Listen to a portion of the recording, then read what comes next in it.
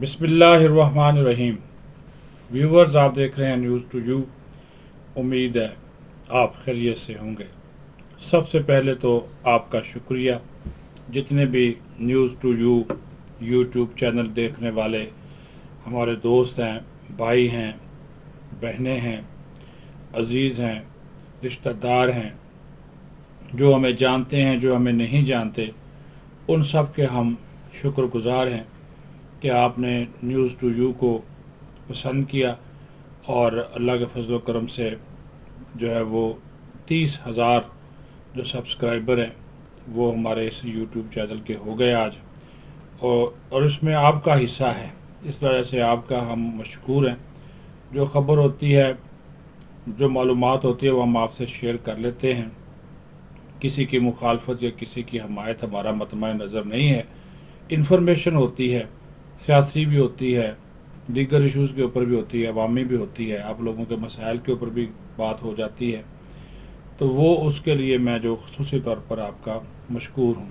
अब आते हैं आज की ख़बर की तरफ। व्यूवर्स, जो इंतखाबात हैं, ख़ास तौर पर जो आम इंतखाबात हैं और उसका इनकाद, तारीख़ और उन इंतखाबात में क्या तहरीक-ए-इंसाफ हिस्सा ले सकेगी या नहीं ले सकेगी। इमरान खान इंतखाब लड़ सकेगा या नहीं लड़ सकेगा। ये तो बहुत बड़ा एक सवाल है, जिसको हम अंग्रेज़ी में $1,000,000 क्वेश्चन भी कहते हैं। ये बात मैंने इस वजह से कही कि ये कुछ डॉक्यूमेंट्स साथ साथ चल रहे हैं, आप देख रहे हैं। ये मुख्तलिफ़ सियासी जमातों की जानिब से वो तजावीज़ हैं जो कि पार्लिमानी कमेटी बराए इंतखाबी इस्लाहात में ज़ेर बहस हैं। 73 के करीब तजावीज़ हैं और इस हुकूमत की, यानी कि ये जो PDM की हुकूमत है, इसकी ये ख्वाहिश और कोशिश है कि इन इंतखाबी कवानीन को बाकायदा कानून की शक्ल देकर नाफिज किया जाए और नाफिज करके जो इंतखाबात हैं वो इन्हीं इस्लाहात के तहत कराए जाए, यानी कि नए इंतखाबी कवानीन के तहत इलेक्शन हो। उसमें जो सबसे बड़ा नुक्ता है वो आपको बताना बहुत ज़रूरी है। वो ये है कि इस वक्त किसी भी सियासी जमात के ऊपर पाबंदी लगाने का जो इख्तियार है वो है सुप्रीम कोर्ट ऑफ पाकिस्तान का।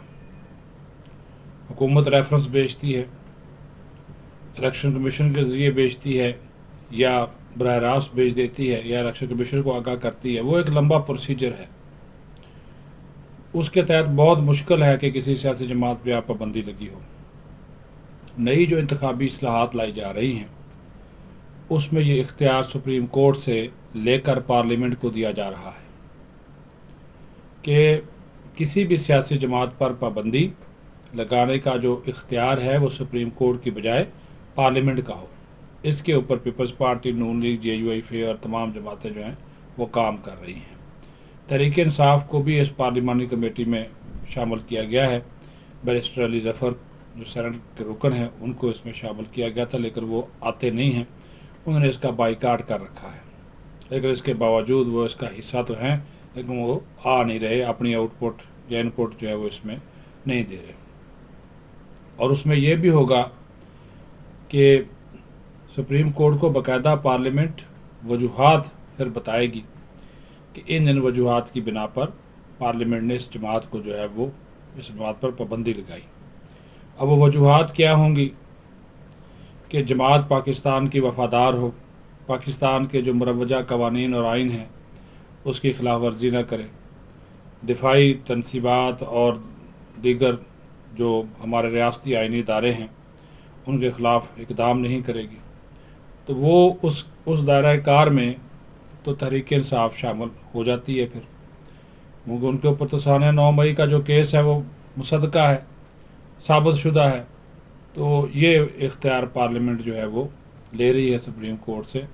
وہ الگ بات ہے کہ کل کو کیا ہوتا ہے، چیلنج ہو جاتا ہے سپریم کورٹ میں یا جو بھی ہے. بہرحال یہ ایک اختیار اس سے لیا جا رہا ہے سپریم کورٹ سے، پارلیمنٹ کے ذریعے اس کی پابندی کا فیصلہ ہوگا. دوسرا اس میں جو ایک اہم ترین نقطہ ہے وہ ہے کہ اگر کوئی پریزائڈنگ آفیسر یا ریٹرننگ آفیسر یا انتخابی عملے کے اوپر دھاندلی کا الزام ثابت ہو جاتا ہے کہ وہ کسی مخصوص سیاسی جماعت کے لیے دھاندلی کرنے میں ملوث ہیں یا کوئی غفلت کا مظاہرہ کرتے ہیں تو ان کے خلاف فوجداری مقدمات چلیں گے. ابھی تو سول اور دیوانی مقدمات ہیں، تو اگر وہ ثابت ہو گیا تو پھر ان کے خلاف فوجداری کوڈ آف کرمنل پروسیجر کے تحت ان کے خلاف کارروائی ہوگی، اور ان کی سزائیں بھی بڑھانے کی تجویز ہے. 6 ماہ ہے، 1 سال ہے، جرمانہ بھی ان کو کیا جائے، تو وہ بھی ایک تجویز ہے. پھر یہ بھی ایک امپورٹنٹ تجویز ہے کہ جو انتخابی عملہ ہوگا، پریزائڈنگ آفیسر یا ریٹرننگ آفیسر، ان کے پاس باقاعدہ جو ہے وہ جو انٹرنیٹ، تیز ترین انٹرنیٹ کی صورت ہوگی، اینڈرائڈ فون ہوں گے جس کے جو رزلٹ ہے وہ جلدی فارورڈ کر سکیں گے. اگر وہ رزلٹ میں تاخیر کریں گے تو وجہ بتائیں گے. اگر کوئی ریٹرننگ آفیسر یا پریزائڈنگ آفیسر کسی رزلٹ میں تاخیر کرتا ہے، ٹھوس وجہ اس کی بتائے گا کہ اس وجہ سے یہ تاخیر ہو گئی یا مجھے نہیں آ رہا. اور اگر 2-3 دن رزلٹ بتایا ہی نہیں جاتا، روک لیا جاتا ہے، تو اس رزلٹ کو نہیں مانا جائے گا، اس پولنگ اسٹیشن کے رزلٹ کو نہیں مانا جائے گا. وہاں پہ پھر دوبارہ انتخاب کرانے کی جو ایک تجویز ہے وہ دی گئی ہے. تو اس کے اوپر بھی غور و خوض کا جو سلسلہ ہے وہ ابھی اس کو قانونی شکل چونکہ دینی ہے، اس کے اوپر بھی کام جو ہے وہ ہو رہا ہے. پھر انہوں نے کہا کہ جو پولنگ ایجنٹس ہیں، پولنگ ایجنٹس کے پاس بھی فون ہونے چاہیے، اور پولنگ ایجنٹس بھی وہ جو پریزائڈنگ آفیسر جب اناؤنس کرتا ہے تو وہ کاپی بنا لیں، اس کی فوٹو بنا لیں، تو وہ امیج بنا کے اپنے پاس رکھ لیں، تو تاکہ وہ ثبوت کے طور پر ان کے موجود ہو کہ یہ پریزائڈنگ آفیسر نے رزلٹ جو ہے وہ اناؤنس کیا ہے. تو یہ جو انتخابی اصلاحات ہیں، یہ جو قومی اسمبلی کا آئندہ ہفتے اجلاس شروع ہونے والا ہے، یہ لاسٹ اجلاس ہوگا اس قومی اسمبلی کا، کیونکہ 13 کو مدت پوری ہو جانی ہے. تو اس دوران اجلاس ہی یہ پاس کروانا چاہتے ہیں. پھر یہ سینٹ میں چلا جائے گا اور پھر صدر مملکت کو دستخطوں کے لیے بھیجا جائے گا، اور پھر اس کی منظوری جو ہے وہ حاصل کی جائے گی. حکومت کی پوری کوشش ہے کہ انتخابات نئے انتخابی قوانین کے مطابق ہوں. اس کی میں نے آپ کو 2-3 مین چیزیں جو ہیں وہ بتا دی ہیں، تاکہ جو شفاف انداز سے اور ٹیکنالوجی کو استعمال میں لاتے ہوئے وہ انتخابات ہوں، تاکہ اس کا جو رزلٹ ہے وہ سب کے لیے قابل قبول ہو. تو اب دیکھتے ہیں کہ تحریک انصاف اس کو مانتی ہے نہیں مانتی. تو لیکن باقی جو سیاسی جماعتیں ہیں اس کا حصہ ہیں، تو روزانہ کی بنیاد کے اوپر اس کی جو ہے وہ ہو رہی ہے. میں نے آپ کو یہ ساتھ دکھا بھی دی ہیں، یہ تجاویز ہیں جس کے اوپر غور و خوض کیا جا رہا ہے. اپنا خیال رکھیں، بہت شکریہ.